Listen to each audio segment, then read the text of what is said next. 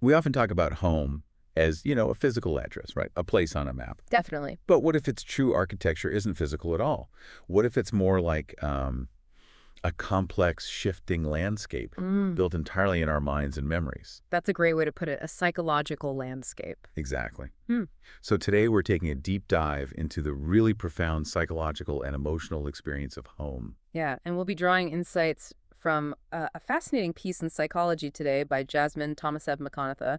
It's called Comforting Spaces, What Makes Us Feel at Home in the World. Okay. And also a really compelling blog post by someone named Gia titled simply, What Makes a Place Feel Like Home? Got it.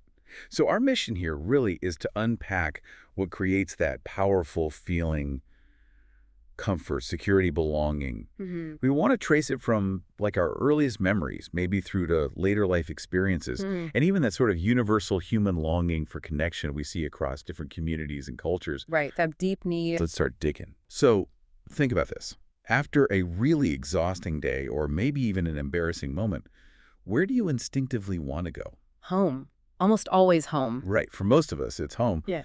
But one of our sources makes this powerful point. Home is way more than just, bricks and walls. Or just a collection of furniture, yeah. Exactly.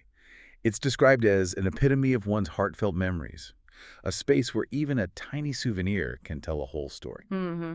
That feeling of history. Yeah, and it's that essential place where you can just be yourself, Yeah. no judgment, offering deep comfort, security, that sense of belonging. Total authenticity. So how does this deeper idea stack up against our maybe simpler everyday notions of home? What does it reveal? Well, it reviews something pretty crucial, I think. While we might default to thinking about a physical address, Right. the psychological research really backs this up. Our ideas of home are profoundly shaped in socio-historical, personal, and cultural Okay, contexts. so context is key. Absolutely. It means, yeah, home has physical stuff, material dimensions, sure, but the really defining the powerful aspects, those are social and psychological. So the feelings, Yeah. connections. Precisely. The personal, emotional dimensions you just mentioned, they line up perfectly with this deeper psychological framework.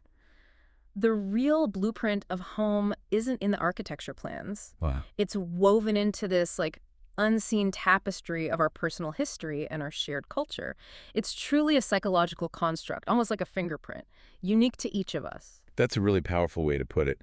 And it's fascinating how these foundational ideas often get built on our earliest Oh, experiences. definitely. This research points out that our first homes tend to hold nostalgic places in our memories. Hmm. And these first experiences, real or even imagined, are what kind of shape our lifelong ideas of what it means to be at home in the world. Absolutely. And the author of the Psychology Today piece, she shares this wonderful personal story about returning to Germany, which was one of her early homes.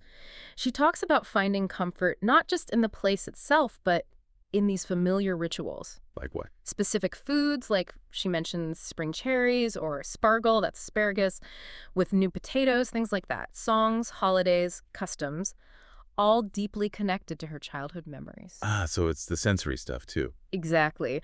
Which connects right back to Gia's point in the blog post that it's the people, the aroma of home cooked food, the souvenirs that make a place feel like home, not, how big it is or where it's located. Right. It's those human sensory connections that really define it. Precisely.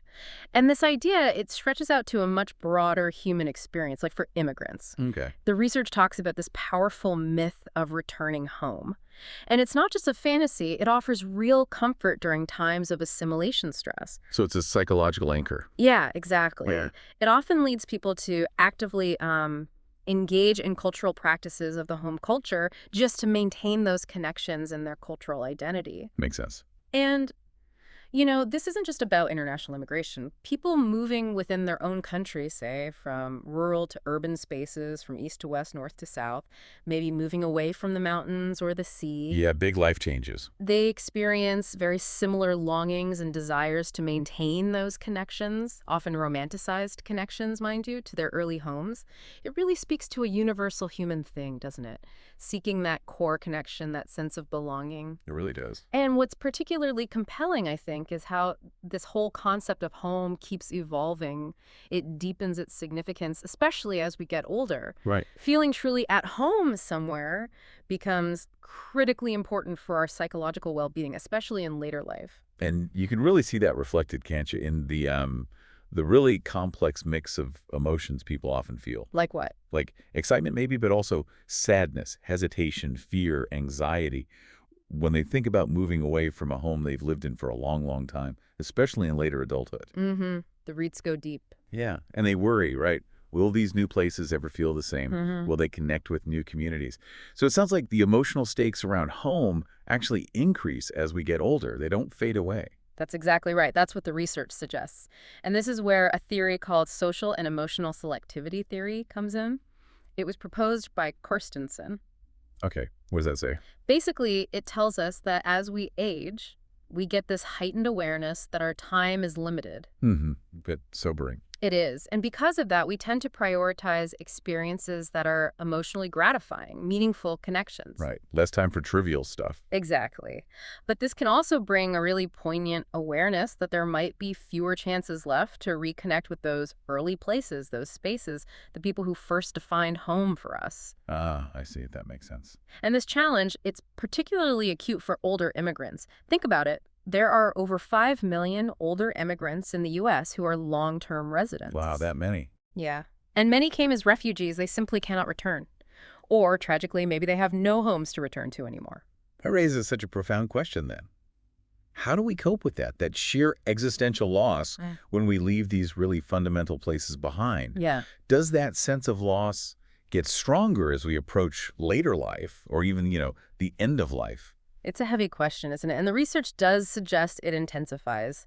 The author shares this really powerful story about her father. Okay. He was, by all accounts, very happy and settled in the U.S. But in his last year, he started expressing this deep concern for a cousin who had passed away. Concerned about what? That the cousin wouldn't be at home among his family and ancestors back in Iran, even in the afterlife. Wow. It just reveals this profound, enduring desire for connection to his home country, stretching beyond life itself. It really underscores how deeply our sense of self is tangled up with the places we call home throughout our entire lives. Gosh, that really brings it home, doesn't it? Yeah. How deep this feeling runs for everyone. So, okay, what does all this mean for us then? How do we navigate these really complex, often deep-seated feelings about home? Yeah, how do we handle it? It's clear that these notions of home run deep in our psyche, and what really feels like home is psychologically complex for each person at every stage of life. It's never simple. And for immigrants, as you said, this complexity is even more layered, maybe. With that ongoing struggle between connection to new homes and the powerful memories of early homes in a very different culture. Absolutely. And that brings us to a really crucial point. How can we actively use these insights to find comfort, find peace, especially when we're dealing with such deep connections and potential losses? Right. What are the tools? Well, the Psychology Today piece brings up life review. It's a therapeutic process described by Erickson. Life review. Boy. It can be incredibly valuable, especially later in life. Yeah. It's basically a process where we consciously shape and reshape our story over time. We look back, make sense of things. And in that process, the spaces and places we've called home, they play this central role in shaping our final narratives, our life story. And doing that can help us avoid loneliness and alienation.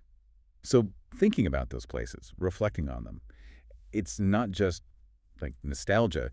It's actually a vital part of understanding who we are, creating a coherent story for ourselves. Exactly that. It's constructive. And the article also suggests there's immense value in just talking about it. How so? Having conversations with friends, children, and grandchildren about the universal longing for home and our early memories of home. Ah, sharing those stories. Yes.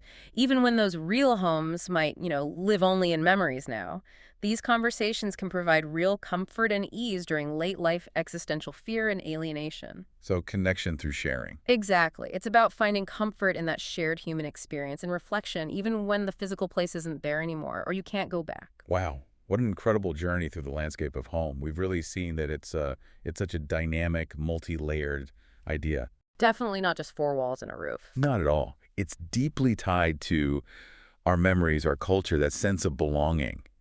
And it serves as this crucial psychological anchor throughout our lives, doesn't it? Especially as we navigate change and aging. A stabilizing force. It's truly about the people, Those comforting smells you mentioned, the tiny souvenirs, and this deep, often unconscious connection that just goes miles beyond any physical address. Yeah, the physical structure is really just the container, isn't it? Right. The true essence of home lies in the feelings, the history, and those profound human connections we build within it and around it. So, thinking about all that, considering that home is often so much more about memory, feeling, and connection than a physical spot on the map, Yeah. what small, everyday ritual, or maybe a sensory memory, perhaps a specific smell, like you said, or a song or a taste, what instantly transports you personally to that profound feeling of being at home no matter where you might be in the world? Oh, that's a great question to ponder. And what does that personal experience, whatever it is, tell you about your own unique, intricate relationship with this whole concept of home?